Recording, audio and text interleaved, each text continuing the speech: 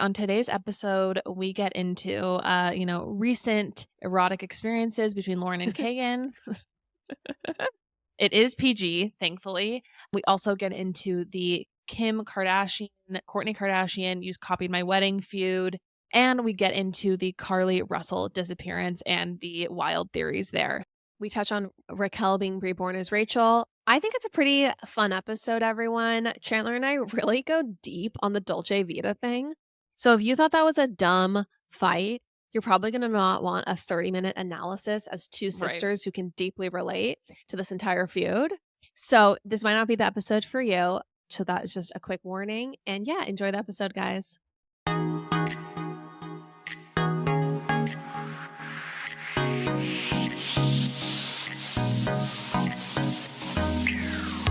Well. Lauren, you sit before me and you seem to be holding some type of large tablet. What is this? I have graduated from printing out my notes, and Okay. I am reading my notes from my Remarkable 2. Starting off with an ad, you guys. So today's episode is sponsored by Remarkable. No, I'm just kidding. I wish. No, yeah, I got this tablet and I'm really liking it.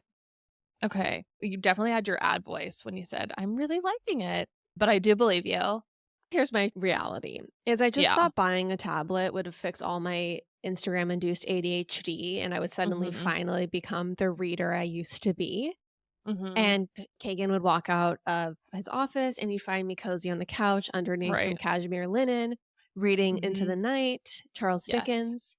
Unfortunately, I still seem to reach for Reddit more than the Have you literary deleted Instagram? classics. No, I haven't gone so far as to delete Instagram or try to set any parental controls, but all I will say is an e-reader, regardless if it's a Kindle or Remarkable, is not going to Yeah. be a panacea for me and all of my problems. Wow. Well, at least your vocabulary is still intact. Okay, so the first topic at hand, Chandler, is that Raquel is reborn as Rachel on filming Vanderpump Rules. That is what the word on the street is. She is now going by Rachel. I see on TikTok she's going by Raquel Leviss. I would love to know your thoughts. You know the song in The Little Mermaid, Poor Unfortunate Souls? Yes, it's been a minute, but I do remember it. This is kind of how I feel about Rachel. It's just kind of sad. She just, continues to make unfortunate headlines. I also saw that something about her bill from the mental health facility she went to, that was really high, and $200,000. yeah. I feel sorry for her, and I do think she needs to just completely log off. I think that would be the best plan before trying to reemerge with a simple name change. But what are your thoughts? I think that this is a really good rebrand for her. It's a good PR strategy, assuming that her strategy is going to be, I'm no longer the vixen. I'm no longer the other woman. I am wholesome Rachel. I am here to atone for my actions. I think that this is a very, very good strategy because guess what? People are already calling her Rachel derisively. And I think that this is a way of her reclaiming that name. Stepping into her power. And just saying, yeah, I am Rachel. And I think the biggest way that redemption happens is when people take full accountability. And it sounds like that's maybe her strategy, which is a good strategy. I hope so. I think it's still too soon for her to be making headlines. I was kind of expecting another 3 to 6 months with, a Rachel reprieve, but I guess she's back on the scene. I do wonder if she's going to return to LA or if she'll be a part of filming at all. She is. She's already filming. That is what I read. Okay. Well, I just can't wait for this next season of Vanderpump. I'll tell you that much. I am very excited too. Okay, so moving on. What's going on with you in your life, Chandler? Do you have any updates for me? No, I filmed the apartment tour yesterday, which is, it's really kind of misery to film yourself narrating your house. I just have a lot of respect for influencers everywhere because it's not easy stuff. Honestly, I would never do a house tour, and I'm so judgment. I know it's not because I think it's tacky or embarrassing, but it's because people are so judgmental and people are so nitpicky and they pick things apart.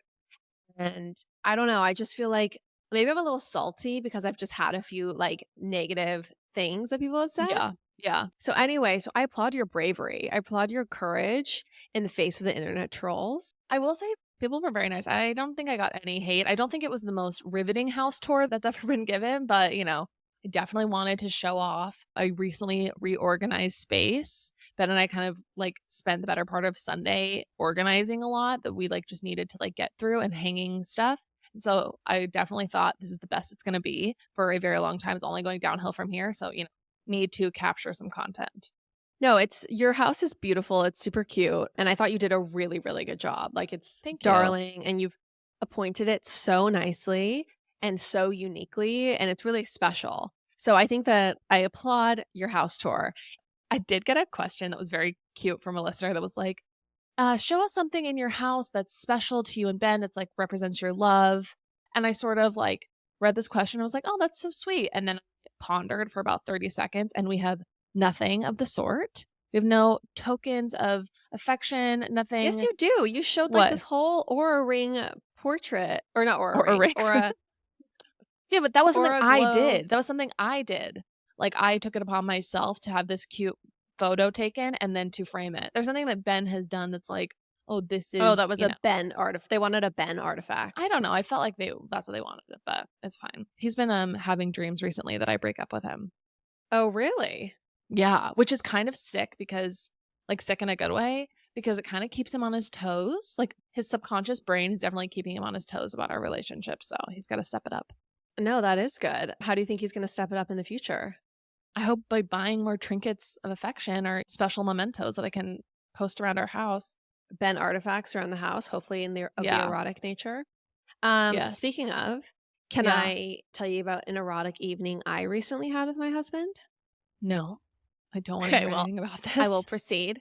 So Kagen and I on Friday night, we went out with friends. Okay. And there are certain friends who are more like the drinkers, and then there are certain friends who are less of the drinkers. Sure. Like there's the friends who order shots, and after everyone has had their third drink are like, where's the next bar we're going to? Right. And then I feel like there are the friends who are not that way. Anyway, these are the friends of the former variety. So just to say, we got home at like 12:30, pretty blitzed. And it's honestly been a minute since I felt that way.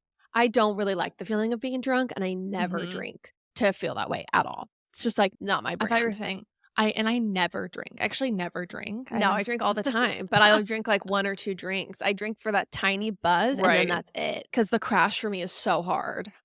The crash is so hard. And something about a hangover these days for me is just never worth it. No, alcohol is absolutely poison and it's disgusting. And drinking beyond a couple is not my thing. But we were just, by your friends, ye shall know them, I guess, as mom used to say. Or, we were just peer pressured into getting a little sauced. So anyway, we got home at 1 a.m. and I was at the level where I ordered a pizza. I got a pizza delivered and I proceeded to eat 4 huge slices. Like this is not like a mini pizza. It's not a personal pizza. This is like a large pizza with Kagen by my side. Where's the erotic part coming in? I just want to know. Well, this is next. Was that so it? Then I turn on Netflix and we proceed to watch the entire Taylor Swift documentary. Oh my gosh. Together. Yes. Together. Till like 3 a.m. We watched the entire thing. And he's like fully engaged. Like she says things and he's like, it's so interesting to think about. And at the end of it, he was like, I'd go to one of her shows. I'd go to one of her shows. Oh my gosh. Kagen just got like 4,000 brownie points. I know. Exactly. Yeah, you don't even want to know what happened next. I don't. What happened next is I actually went to sleep. But anyway, I was like a stuffed turkey and I collapsed in bed. But oh my gosh. Isn't it pretty like stunning? A night between a husband and a wife? Like how can you imagine something more bonding? No, that is what dreams are made of. That is what marital bliss is literally made of. Thank you. I just was dying to share that tale with you. I love that so much. Honestly, straight men are sometimes ignorant about Taylor Swift and they don't respect her. And so when I see, a red-blooded straight man liking Taylor Swift, I love to see it. I can't get enough. Let's talk about the big drama, Chandler. So Kourtney Kardashian was bereft, aggrieved, because Kim Kardashian, after Kourtney had her Dolce & Gabbana themed wedding, Dolce & Gabbana inspired, Dolce & Gabbana designed, dressed, wedding. Dolce & Gabbana yacht. Dolce Vita lifestyle wedding. Kim Kardashian proceeded 4 months later to do a Chow Kim campaign with Dolce & Gabbana, and then also creative directed one of their fashion shows. Yep. And she used some of the looks. Some are saying many, but I'm just going to say she used some of the looks in Kourtney's wedding. And the TLDR about this feud, before Chandler and I give our thoughts, is for Kim, she thinks that she asked them to make it a year later at least. That way it didn't, steal any shine from Kourtney. Right. She also didn't use any of the looks. She said like anything that was part of Kourtney's collection or the Madonna collection or anything lace, anything adjacent to Kourtney's wedding, I don't want to use. She basically said they approached her at the wedding because they were so taken with the looks she had pulled. They said she had archived looks that they didn't even know people still had. So they were so impressed with her. Kim's take is basically like, this was a creative opportunity for me. I really wanted to prove myself in this way. I tried to push it out, and ultimately I did take this deal. Kourtney's position is that Kim just saw dollar signs with this entire endeavor and that she fully copied all of Kourtney's style. And, Kourtney feels like this La Dolce Vita style is truly like hers in the sense that she has embodied it in the way she's lived her life every summer. Like, she definitely feels a lot of ownership over that like type of aesthetic in the sense that like she's been doing it even before her wedding. Doing it for her wedding was like the ultimate expression of an aesthetic that she like feels connected to. It's her lifestyle. It's how It's her lifestyle. She feels really connected to this particular brand and identity. Right. Kim then taking some of the style and some of the looks, months later was pretty low in Kourtney's opinion because she didn't even really talk to Kourtney about it. And it was just like another, cash grab for Kim. It's about communication. Mom never mentioned it to me. I think that's why it like hurts my feelings. It was my actual wedding. The year your sister got married, you then made a deal to do this fashion show. Don't do it the same year that comes out 4 months later. It's not like I did their campaign and then she did the campaign right after. Like, who cares? That's business. It's my actual wedding. And that wasn't a business deal for me. Yeah, so for Kourtney, her wedding, Kim saw as a business opportunity to do a deal, to get another campaign, to get another moment in the spotlight, to get another check.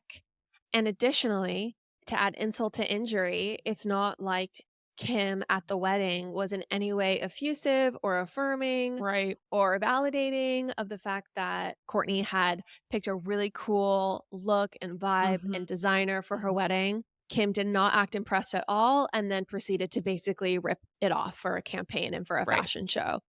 Kourtney literally said people were coming up to her at her own wedding and saying Kim is spiraling. Kim is not doing well. And, she said that Kim never complimented her and that there was no, like you said, no acknowledgement of like this creative vision that was obviously so good. So I think that it's really important to also remember Kim's toast at the wedding to Kourtney and Travis. It was just completely generic, completely not heartfelt, and a big slap in the face. Seriously, you brought us along in your fairy tale, and there's really no love story like you guys. It's a movie. It's the cutest. You guys are the best. So now Chandler and I think we should proceed to discuss this with a huge disclaimer. Okay, please give it to us. This is not a real problem. People are dying. We realize that within the spectrum of human problems, this falls within first world, top tier, elite, rich people problems. 1% top, like first that we'll world. never experience. Even, I mean, I literally listened to like a woman talk about her experience escaping from North Korea. And the fact that I'm now discussing this on my own public podcast is embarrassing because we're about to get like very passionate and heated with our opinions here. So that I'm all embarrassed. To say, given that disclaimer, we actually take this feud very seriously and have a lot of very real thoughts about it. Yeah, it's true. It's true. Okay, so let's get into it, Chandler. Let's begin. I think that Kourtney is entirely correct. And this entire feud has revealed so much about Kim Kardashian, has revealed so much about Kris Jenner, a little bit about Khloe. I feel like I have learned so much through watching this feud unfold. And I think that ultimately Kourtney was so wronged by Kim. Kim should never have done what she did. And it's really sad to see someone of Kim's level of power and beauty and wealth, all these things, you know, she's at the zenith, the top of all these things she aspires to. And yet this bitch can still not be happy for anyone she feels slightly competitive with. And I think that very much applies to her relationship with Kourtney. I'll back up and I will say that when I was seeing, you know, the memes about it, you know, you copied my wedding, like blah, blah, blah. I was like, ugh, another reason I don't want to watch the Kardashians, like such a stupid problem. Like this is dumb. They're dumb. But, you know, you said, let's talk about this on the podcast. So I did actually go and do the work and watch a few of the episodes. This revealed so much about the inner Kardashian dynamics, especially between Kourtney and Kim, a relationship that I forget that they're so close in age. Because I just feel like they like do different things. But I definitely was very struck by, okay, there's like a deep-seated competitiveness between the two of them. And I remember watching the Kravis wedding special and feeling Kim's indifference. Like Khloe is just always so effusive and like supportive and great. And Kim just gave us nothing at the wedding. It was like she wasn't even like trying. She wasn't happy at my wedding. Everyone else was like, whoa, this is amazing. We're having the best time. She could never like give acknowledgement of like, whoa, this is so amazing. And honestly, what I think happened is I think Kim was there and she saw that Kourtney had all this real love, right? Like she has a real love with Travis Barker. I do think that part of Kim's relationship with Kanye was strategic. And I think that Kourtney's relationship with Travis Barker is all love. It's all joy. It's all just like passion. And I think that Kim, on some level, when it comes to Kanye, she kind of played with fire and has definitely gotten burned. And I think that, you know, you kind of reap what you sow. And it's interesting to watch. I'm sure it was very hard for her to watch her sister get married to truly the love of her life. A man who worships her. Who worships her and who worships her not in a way where he wants her to be pristinely perfect. He loves her for exactly who she is. I think that was probably really hard for Kim to witness because for Kim, she doesn't choose, in my opinion, real love. She chooses power. She chooses being strategic. For her, it's always about getting to that next level. And Kourtney has a fundamental ease within herself and doesn't always need to be striving for that next level. And I think that's the source of their tension. Yes. I also will say that I think when Kourtney was getting married, I mean, the Kanye stuff was like at a fever pitch. The past couple of years with Kanye have been just like bad headline after bad headline. And not only was Kim seeing, you know, Kourtney just basking in this really like true and like wonderful love, but, you know, her ex-husband was literally just scorching the earth behind him and embarrassing her left and right. So I think it was also at a particularly bad time in her life. But yeah, I mean, that doesn't mean that she shouldn't be so happy for Kourtney, especially knowing what Kourtney has been through with Scott and the fact that Kourtney has never even had a wedding before. She should be able to rise above whatever she was going through to be truly happy for her sister. A wedding is not the time to have any sort of processing of where you're at in your life if you are the immediate family of the bride or groom. It's not a time for you to be mentally processing. It's a time for you to be celebrating someone else. And Kim did not have it in her to rise above herself and just be happy for Kourtney. I'll just say too, I think there was another layer of, oh shit, Kourtney has a really cool wedding look. I'm jealous of this. Interesting. Yeah, I think that beyond the aesthetic though, I think that the reason that Kourtney was also so hurt is not because it was like about her stealing Kourtney's shine necessarily. Like, of course, that is part of it. Yeah. Yeah. She wasn't like, hey, I've got this offer. How do you feel about this? I really want the money or whatever it was that she was feeling. It's just legit copying my wedding. Like everything that I did was like pulling like references of like 90s. Like it's just like, it's stupid. like, okay, let's just actually talk about this for a second. Yeah. As sisters, we Yeah. all have a very similar kind of look and feel, given that we all share 50% of the same genetic material or Right. whatever, DNA. But we're all full sisters. I think that's what it is. If you're full sisters, you have 50% the same DNA. Anyway, my point being, though, that like we also like having our own things. We like having our own interests, our own identities outside of being blood sisters. Right. Like your thing right now, I think, Here we go. is you live in New York. You go to a lot of like East Coast adjacent places. You go to Montauk every year or Nantucket or Martha's Vineyard. You have like certain things that I think if I said to you, like if I started trying to take your exact vacations, this is going to sound so dumb. I don't know, maybe this is the wrong example, but I just think you like this being part of your brand that not necessarily all of us have access to right now. Yeah, I think like I just definitely have like a transition to a more East Coast life. My partner's from the East Coast. Yeah, that's definitely been a part of, the past couple of years for me. What if I said to you, Kagen and I are getting a place in New York and we're going to start going to Montauk every summer or wherever you guys go? This is totally going to sound dumb. And I actually hope my friends who we all go to like Montauk or Nantucket together are listening.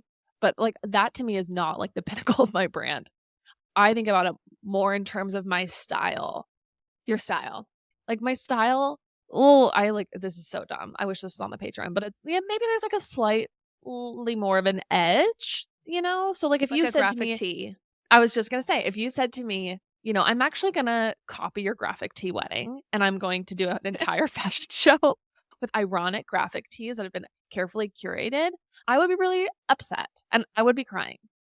What if I also was like, here's my gallery wall with like, here's my aura photos. Here's my heart-shaped accessories. Here's my very colorful Honestly, heart-shaped, stuff. yeah. I don't own that. A lot of people like that, but yeah. The daggers would come out.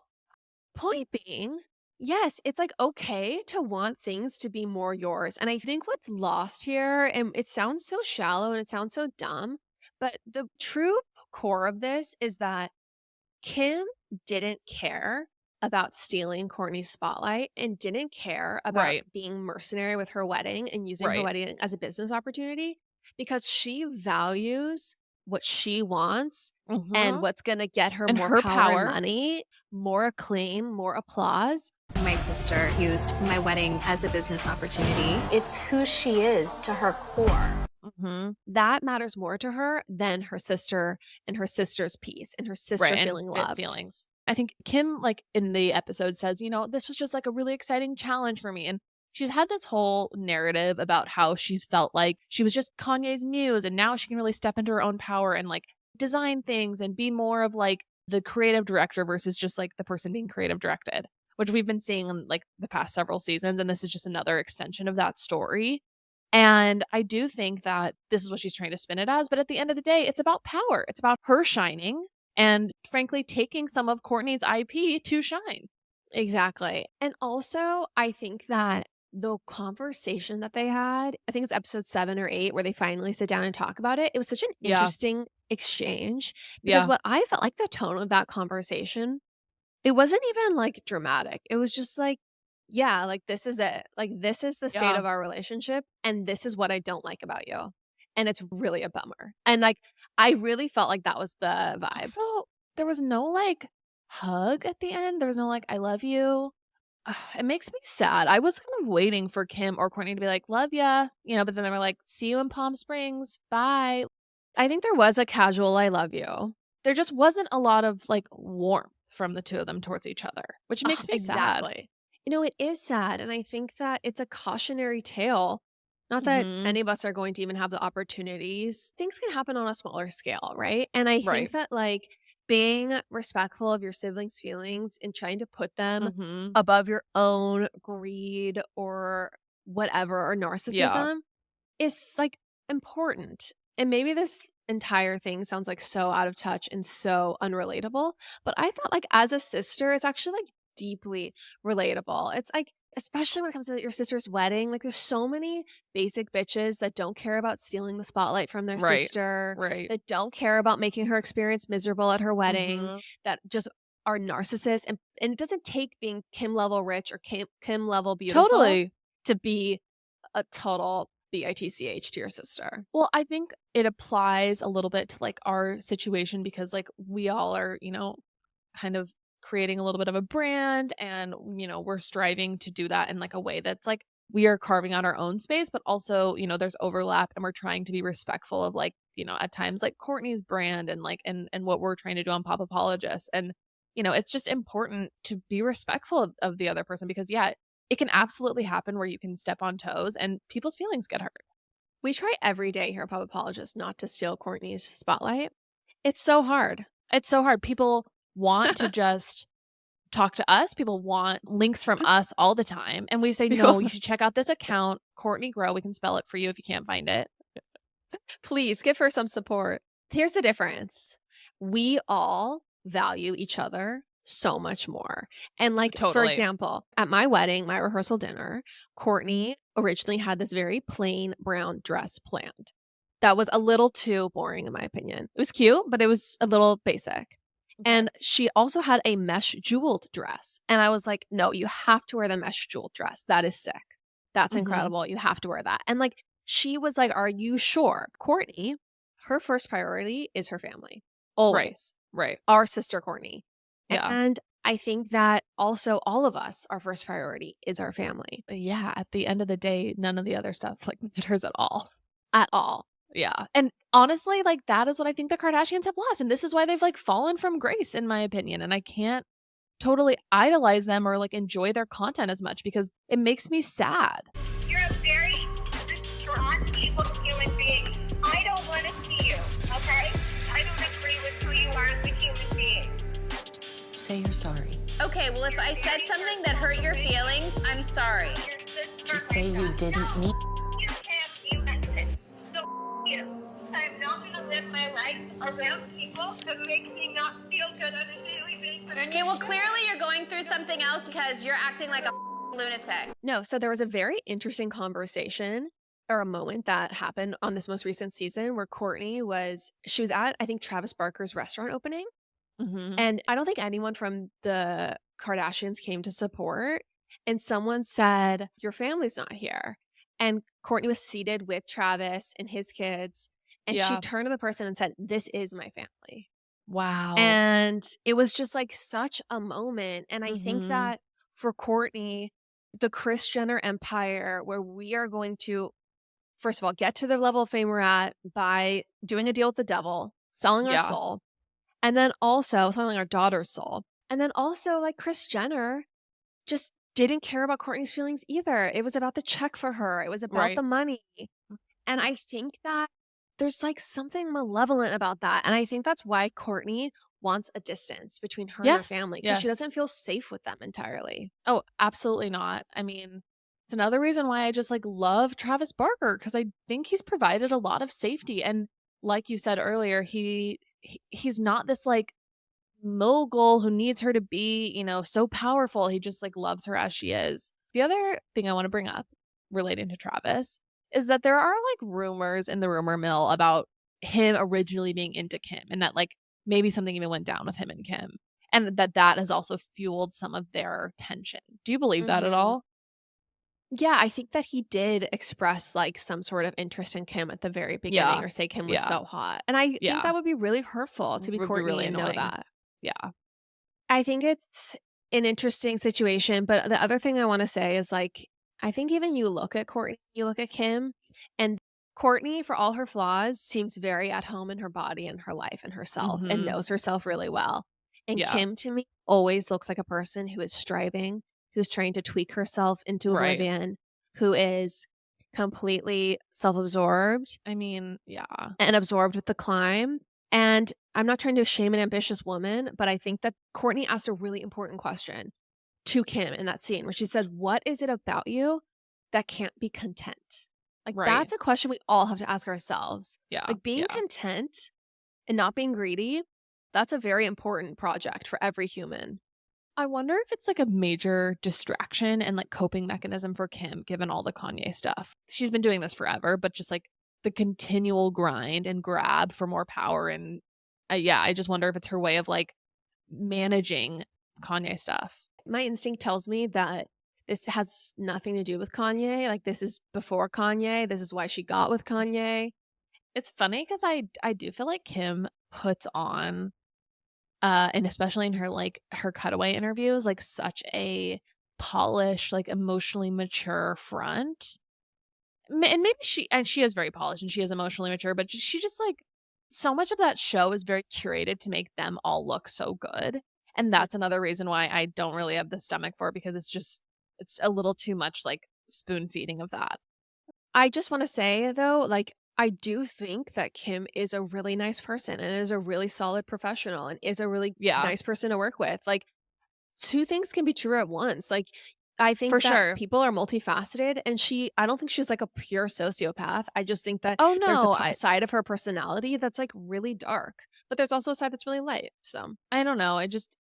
I think when I was seeing all of her interviews and she was talking, when she's so like open-hearted in some of those interviews, I just can't really understand why she can't sometimes be a better sister to Kourtney or like more loving to her, but whatever. It's not my problem to solve. How about when she's like, I got married in Italy? Like, and you stole my wedding country and my wedding singer. I'm like, I'm sorry, but you did not invent getting married in Italy. It is literally, Italy is like an Italian wedding. That is the most. That's like what everyone wants. It's like the destination. First of all, yeah. If you got married in Mexico or in Cabo or something like that, imagine if I was like, you stole my wedding country. Like, that was not analogous. That was a false equivalence. The fact that she even let that stay in the show, like stay in that edit. This is what I will say, you guys. Even though the Kardashians, Chandler has had a falling out with them, it's a one-sided one because they don't know who Chandler is, but Chandler has beef with them and is trying not to watch the show anymore. I think their shows have never been more entertaining. They've never been better. This season of the Kardashians is so fun to watch. Well, also, Ben loved watching it when I was watching it. It's so well done, and I feel like we get such a glimpse into their actual lives. It is so good. I appreciate everyone bearing with us while we, unpacked that first world problem. Yes. I wonder if we'll have any listeners next week. We'll see. We'll see. All right. So in other news, everyone, this is a big story that's happening right now. Carly Russell, 25, she recently disappeared. Yeah. And it's a very wild tale. So I want to read to everyone what happened, and then some new information I have unearthed on, of course, where all great investigative journalism is happening in 2023, TikTok. Here is what the mainstream media is stating. The mainstream media, sorry. Before we get to TikTok, we got to do the MSM. The mainstream media. Okay, yeah. Newsweek reports that on the night of Thursday, July 13th, around 9:34 p.m., 911 received a call from Carly Russell stating that she saw a male toddler in a diaper on the interstate near the John Hawkins Parkway exit. In the hour prior to her disappearance, Carly was on her way home from her job at the Woodhouse Day Spa in the Summit, stopped to get food, and was about 10 minutes from her house, according to her parents. Forbes.com reports that there is traffic cam footage of Russell pulling over in her red Mercedes to the shoulder with her hazard lights on. Though the footage is blurry, she appears to exit the driver's side and walk around to the back of the passenger side of the vehicle. The police arrived 3 minutes after Russell disappeared. Hoover Police Chief Nick Dervis said Saturday that the department reviewed the video and it's not the greatest in terms of quality, but they will continue to look at all the footage for clues. So Carly Russell stopped to check on the child and called her brother's girlfriend. The girlfriend then heard Carly scream and lost contact with her, but the phone line remained open. Carly's mother, Talitha Russell, and her husband used the Find My Phone feature, and it showed them her location. They rushed to the spot on the interstate and saw their daughter's car, its driver's side door open and engine still running. Her hat and wig were on the ground beside the car, and her phone was in a different nearby spot. That's what her mom said. Police officers were already at the scene. They used drones to search for Miss Russell that night as her family drove across the suburbs looking for her. Among the most puzzling details about the case is that no other driver on this heavily traversed interstate managed to spot a toddler walking on the side of the road that night, an image that would have surely prompted more 911 calls than Miss Russell's. So basically, just to sum it up, this 25-year-old girl, she sees a toddler on the side of the road. She pulls over. She calls 911. She calls her mom, and ostensibly she's trying to save the child, but somehow during that experience, she completely disappears. And All that's left at the scene of this mystery of her disappearance is her wig on the side of the road, her phone somewhere basically left or thrown, and she has disappeared. Abducted, ran away, kidnapped this toddler. No one knows. Is the only evidence of the toddler is what she said to her sister-in-law? The only evidence of the toddler is her call to 911, and then she also called her brother's girlfriend. So then we don't know what's happened to her, right? They get there, Right. the car's there, the engine is running, the door's open. Yep. But she is nowhere to be found, and this toddler's nowhere to be found. And again, on a busy highway, multiple people would have seen a toddler. Oh, yeah. That is just like not something only one person would have seen. for sure. So 2 days later, Carly returns at 10:44 p.m. Let me see here. So I just want to get the dates. Okay, so Thursday at 9:34 p.m. is when this happens. 2 days later at 10:44 p.m. on Saturday, police said they received a call that Russell had returned home on foot. So Newsweek reports that the police responded to the scene to investigate, and Hoover paramedics responded to the scene to assess and transported Russell to UAB Hospital for evaluation. Right now, there are more questions than answers, Chandler. Yeah. Everyone is so confused about this case, as it is unknown what happened to Russell or where she was for the 48 hours that she was missing. There was $64,000 in reward money that is being returned to the donors after the Hoover Police Department told Crime Stoppers that it would not request payouts on Russell's case. Police did not share why they were not requesting payouts. Carly's boyfriend, Tomar Simmons, posted on his Instagram the following on Sunday. She was literally fighting for her life for 48 hours, so until she's physically and mentally stable again, she is not able to give any updates or whereabouts on her kidnapper at this very moment. So, Okay, spooky. this is interesting because the police have not mentioned any kidnappers. The police have also said, this money that was going to either go towards a ransom or go towards her Right. recovery or whatever, we're actually giving it back to the donors. Yeah, Why did they make the decision? Right. Why is that? Well, let me tell you what I have unearthed, Chandler, Okay. on TikTok, okay? Okay, tell me. So a TikTok journalist has found, Is this just a normal person, or is this someone who is actually a TikTok journalist? so this is a TikTok account, okay? This is not someone who works for ABC News. This is not someone who's Carol This isn't Radziwill adjacent. Dan Rather. No. This is just a TikTok account reporting that screenshots have appeared from Carly to her boyfriend's or her ex-boyfriend's side chick. So Okay. apparently what the theory is that Carly found out that her boyfriend or now ex-boyfriend, is unclear, was cheating on her and had a very aggressive DM exchange with this woman. Okay. And potentially disappeared herself, allegedly, in order to get back at her ex or her boyfriend, and that this is all like boy drama. What? Yeah, so this is the message that Carly sent, allegedly. I don't know if this is fake, everyone. This is the alleged message that Carly sent to the stripper that her boyfriend was with. Bitch, please. He told me everything you said about me, and you thought I told him to say that. I wasn't even with him. You're delusional as fuck if you think y'all little conversation was anything more than convenience, and the fact that he used you to get back at me out of anger. You want to talk about it? I don't compare to you on your worst day. Bye. You're miserable, or at least you should be a stripper to provide for a child. I've heard you had from multiple people, so not surprised you don't know who your baby daddy is. Mention me or contact my guy again. She does not use the word guy. Mention me or contact my guy again, and you'll see I'm not the one to play with. You don't want you and your whole family touched. You're poor. I'm rich. You're a stripper. I'm a nurse. You're ugly. I'm bad as fuck. You could never. Pitiful bottom of the barrel ass hoe. Now go strip for a. Anyway, that's basically the Wow. message. Okay, yeah. So let's just say that this was not polite discourse. No.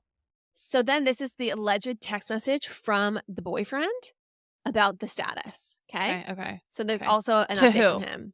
The TikToker didn't say how she Okay. revealed these messages. This is going to all be made up, everyone. But I don't know. So this is what the message said. The boyfriend says, she's sticking to saying she was abducted. Says she was lured into the woods by some people who live in the woods. Described a person with orange hair, balding on top, and tied her up and drove her around and put her in an 18-wheeler and fed her Cheez-Its for 2 days, and they painted her nails. Sorry. The idea of being fed Cheez-Its for 2 days sounds delicious. I have to say, maybe I'm just hungry. How dare you be lie-minded about this woman's trauma?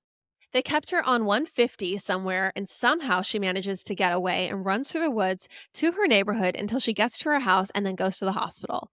Hoover got some Ring doorbell footage from her neighborhood, and it just shows her walking casually until she gets close to her house, and then she starts sprinting and flailing her arms and acting a fool.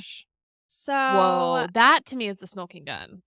This could be a Sherry Papini adjacent story. You know, the woman who faked her own kidnapping in 2016. Yes. How could we forget? Honestly, I have also been at the level where I was ready to do that to a guy who I'd been burned by. I probably would if I Lisa if I ever What's your pseudonym? Let's not get into it. Let me talk about Lisa Sullivan. Okay. Anyway, pretty wild though. I mean, respect. We're like, yeah, girl. Yeah, girl. I'm just like, commitment to the cause, to the bit. Just wasting government resources, wasting taxpayer dollars. I mean, who knows? Or maybe this was real.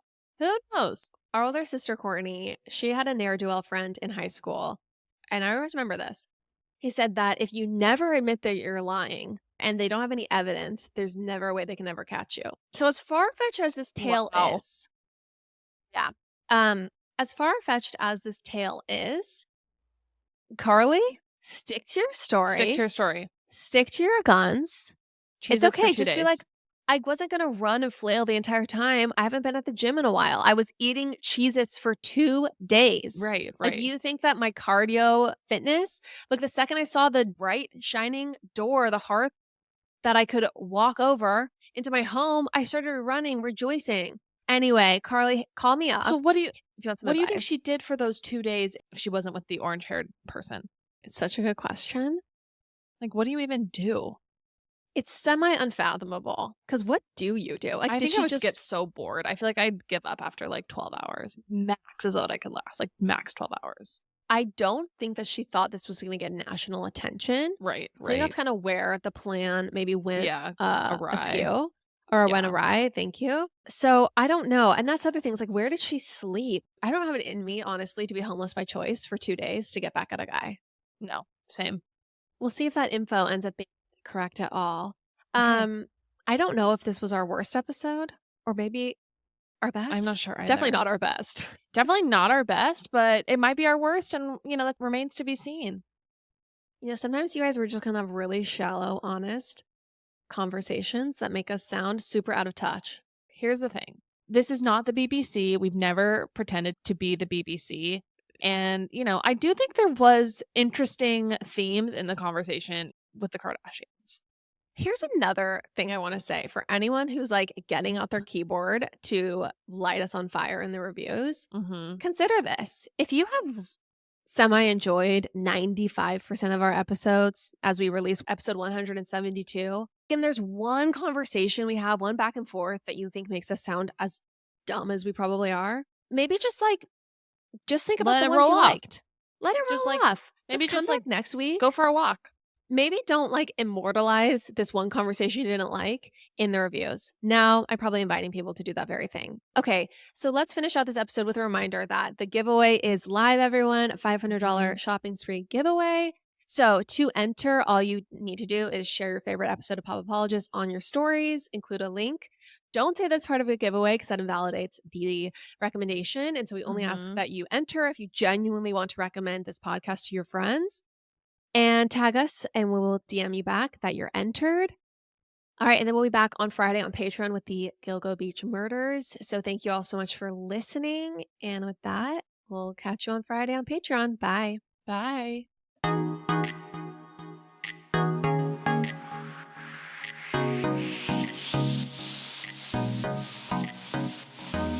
That's all for now, folks. Don't forget, give us a 5-star review, hit us up on Instagram at Pop Apologists, and we will see you next week, live every Wednesday.